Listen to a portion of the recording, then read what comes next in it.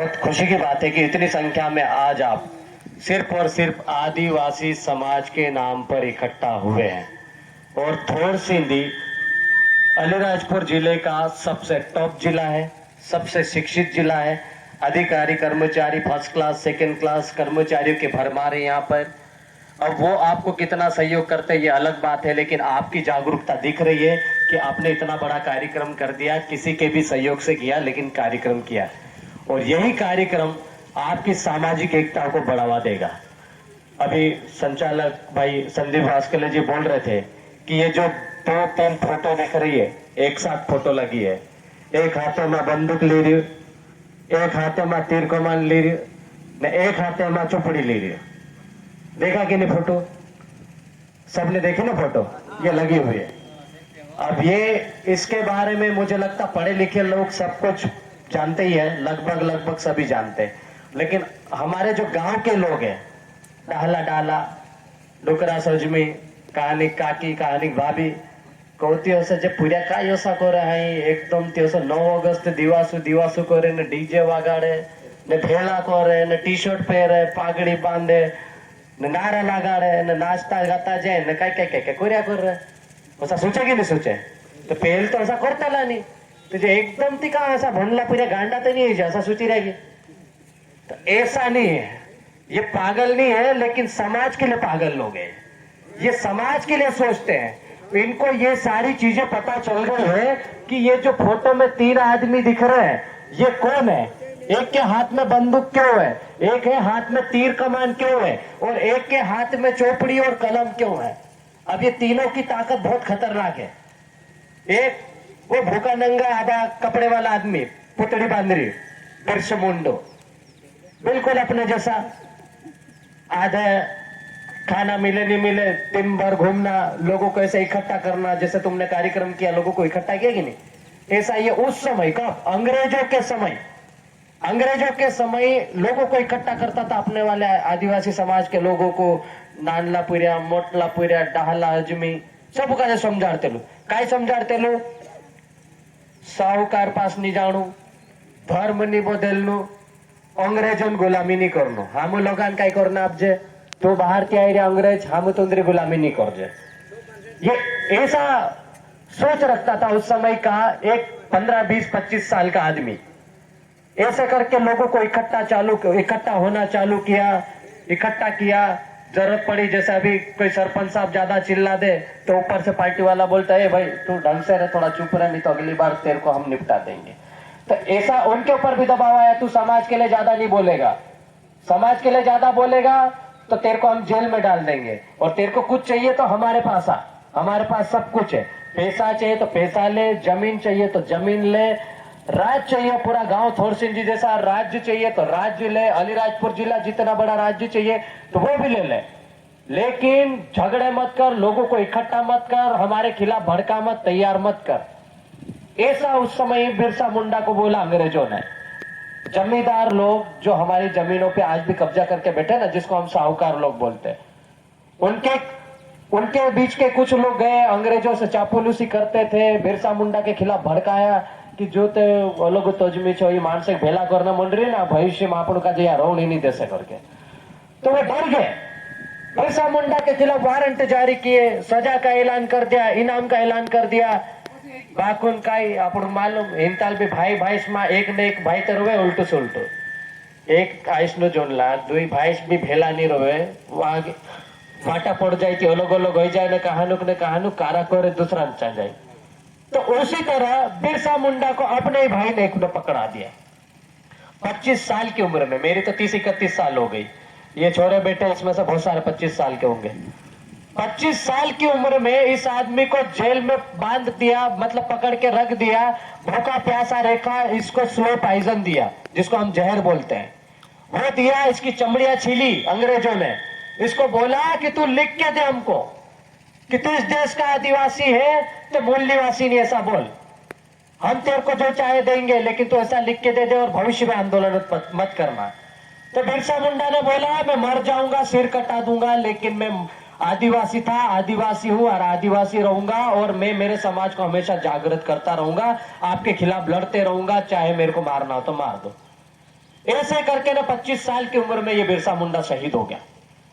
सोचो 25 साल की उम्र में हमारे छोरे तो इधर ये आधी आधी कटिंग करके इधर उधर घुमा करते हैं, लेकिन वो आदमी हमारे जमीन को बचाने के लिए मर गया, हमारे समाज को बचाने के लिए मर गया। उसी की बदौलत आज जो हम ये कपड़े पहन रहे अच्छे अच्छे, ये जमीन दिख रहे ना खड़े बड़े, ये सब इसकी देन है। बाद में तो जितने आए सब उस पे कमा के खा के जी रहे हैं। अंग्रेजों को नहीं घुसने दिया इन्होंने उस समय। फिर ये टंटे मामा बीच में जिसके पास में बंदूक है, जो डाला डाला कहीं बड़वाई वड़वाई करता से इनको मालूम हसे। आज भी बड़वा नावले हीरो टंटे मामा नावले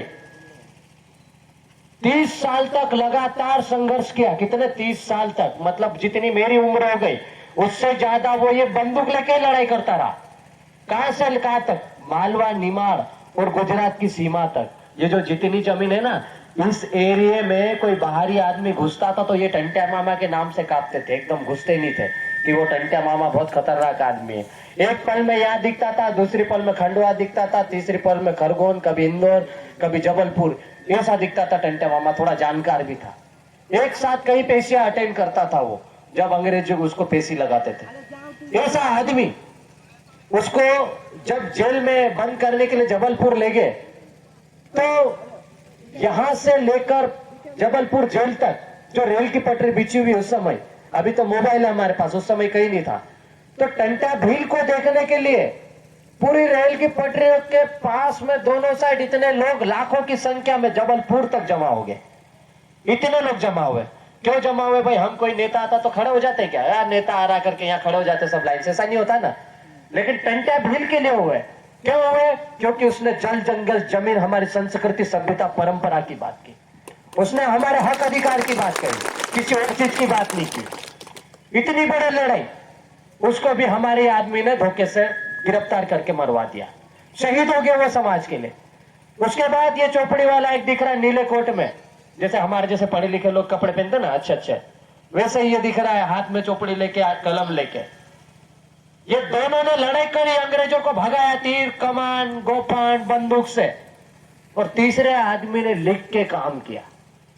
हम वही भूलने मन जाती सब डाला डाला कोई की नहीं, तहसील में जाणु छे ते भनलापुर ले जाओ आवेदन कर देसे, थाना में जाणु ते भनलापुर ले जाओ इतर लिखा पड़ी कर लेसे और समझ से बात कर सके।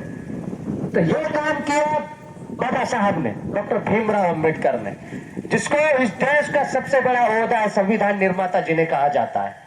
संविधान बनाया इनने, और संविधान में हमारे देश के जितने भी समाज है, जितने भी धर्म है, जितने भी वर्ग है, सभी वर्गों के लिए समान हक अधिकार दिए, सबको बराबर जीने का हक दिया।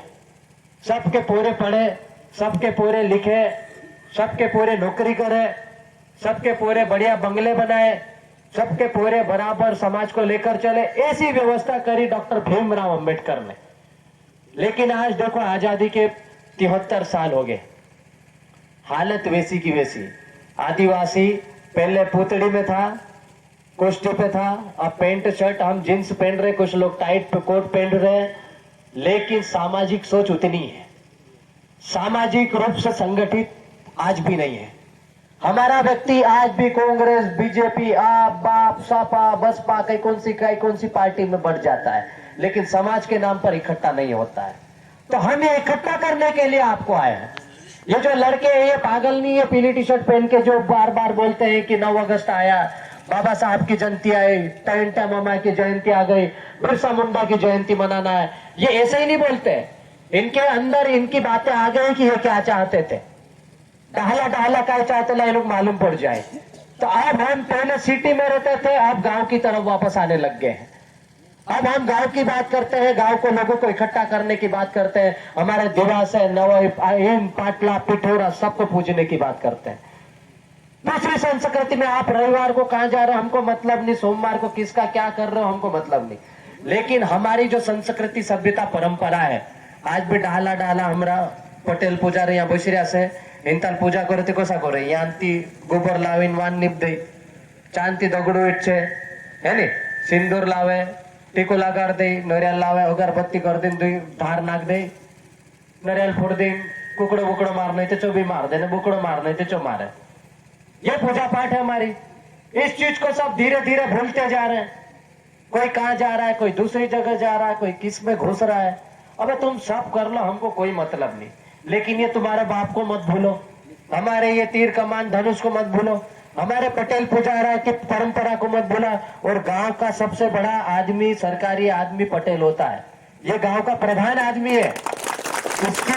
इसके बिना कोई भी गांव का व्यक्ति बाहरी काम नहीं कर सकता और बाहरी व्यक्ति गांव के अंदर आके काम नहीं कर सकता। इतना बड़ा सरकारी पावर है। 13(3) के अंतर्गत उनको संवैधानिक हक अधिकार प्रदान है। आप यदि रूढ़िगत ग्राम सभा का प्रस्ताव पारित कर दो तो और पटेल और आज जो जितने लोग यहाँ बैठे सबकी साइन करवा के दे दो कि हमको यहाँ पुलिया बनाना है, वहाँ सड़क बनानी है, वहाँ खरंजा बनाना है, यहाँ अस्पताल बनाना है, वहाँ स्कूल बनाना है, ये यहाँ से पारित हो गया तो इसको कोई रोक नहीं सकता।